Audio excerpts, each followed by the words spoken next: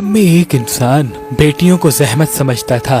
जब जब उसको बेटी पैदा होती थी वो अल्लाह की इस रहमत पर अफसोस करता था। बस इमाम अली अलैहिस्सलाम ने उसको बुलाया और फरमाने लगे, ऐ बंदाए खुदा, याद रखना अल्लाह हर किसी को बेटी नहीं देता, बल्कि अल्लाह जिस इंसान को जन्नत में दाखिल करना चाहता है, उसके सारे गुनाह माफ करना चाहता है, जिसकी आखिरत को खूबसूरत बनाना चाहता है, उसे बेटी का तोहफा अता करता है। मैंने अल्लाह के रसूल से सुना, जिस इंसान ने अपनी एक बेटी की अच्छी परवरिश की, उसकी शादी करवाई, तो अल्लाह उस पे जन्नत वाजिब कर देता है। याद रखना, बेटी वालिदैन के घर के लिए रहमत बन के आती है, तभी अल्लाह ने अपने महबूब को अपनी रहमत बेटी के शक्ल में दी, ताकि इंसानों के नजदीक ये वाज़ेह हो सके, ऐ शख्स, अल्लाह ऐसे इंसान को अजीज रखता है जो बेटियों पे शुक्र करते हैं,